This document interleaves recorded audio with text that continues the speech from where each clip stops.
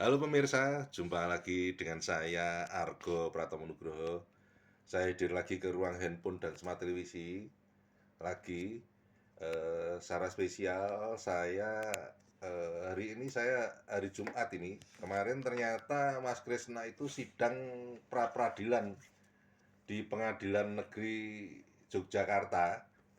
Eh, yang beliau mengepra kejaksaan ini. Biasanya yang dipra itu polisi, sekarang ini jaksa ini yang dipra dia. Saya ingin bertanya kepada beliau ini. Selamat berjumpa Mas Krisna. Selamat berjumpa Pak Argo dan semuanya sehat selalu Pak Argo. Terima kasih waktunya Pak. Ya, saya terus terang agak ketinggalan dengan Anda kemarin sudah sidang itu ya, yang menyangkut pra peradilan. Makanya saya ingin mengikuti itu nanti sidang yang selanjutnya. Tapi saya ingin bertanya kepada Anda, kemarin sidangnya seperti apa Mas itu, pra peradilan itu?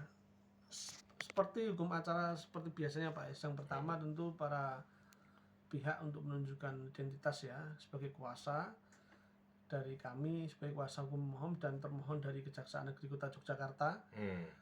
Untuk istilahnya diperlihatkan identitas dari para kuasa dan dibacakan dan permohonannya.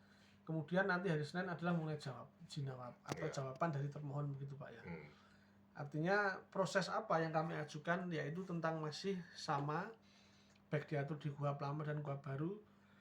Objek pra peradilan salah satunya adalah tentang upaya paksa, tentang penetapan tersangka Pak, yang menurut kami tidak sah dilakukan oleh penyidik dari Kejaksaan Negeri Kota Yogyakarta terkait dugaan tindak pidana korupsi adanya kredit dari suatu bank BUMN begitu Pak ya. Klien kami adalah mantan pegawai bank BUMN tersebut. Itu Pak. Artinya Anda melihat ada ketidakberesan dalam proses penetapan tersangka itu ya? Ya, salah satunya adalah bahwa mulainya proses lidik itu dimulai tanggal 3 Februari 2025. Kemudian ada pemanggilan sampai pada akhirnya 25 Mei 2025 ada sprindik atau sprint surat perintah dimulainya penyidikan. Nah, menghitung dari 25 Mei 2025, menurut hemat kami masih menggunakan ketentuan dari KUHP yang lama 981 Pak ya.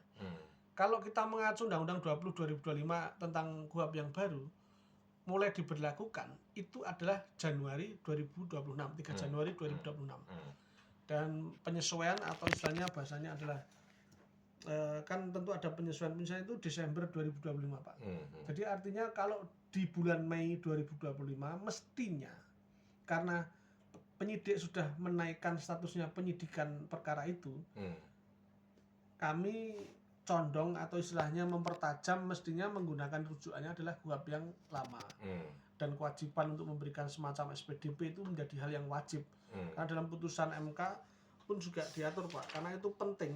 SPDP itu adalah berdasarkan putusan MK 130 PUU 13 2015 tahun 2015 ya. Khususnya pasal 109 ayat 1 KUHP adalah mewajibkan penyidik mengirimkan SPDP kepada para pemohon khususnya klien kami kan begitu. Nah, yang paling juga krusial adalah selain dari masalah materi itu rentan waktu yang diatur dalam ketentuan dalam peraturan Jaksa Agung khususnya Pak ya. Itu kan 3 Februari itu masih lidik, 25 Mei itu naik sidik Pak ya. Kalau berdasarkan peraturan Jaksa Agung Pak ya, khususnya Perja nomor 10 2010 tanggal 29 Oktober 2010 tentang tata kelola administrasi dan teknis penanganan perkara tindak korupsi, itu paling utama adalah waktu Pak. Kita harus menghitung waktu. Waktunya itu adalah dalam pasal 5, jangka waktu penyelidikan tindak pidana korupsi adalah paling lama 14 hari kerja dan dapat diperpanjang 14 hari kerja. Itu ayat 1. Ayat 2, jangka waktu penyelidikan sebagaimana dimaksud ayat 1 apabila masih diperlukan dengan alasan patut dan tidak dapat dihindarkan dapat diperpanjang kembali untuk paling lama 14 hari kerja.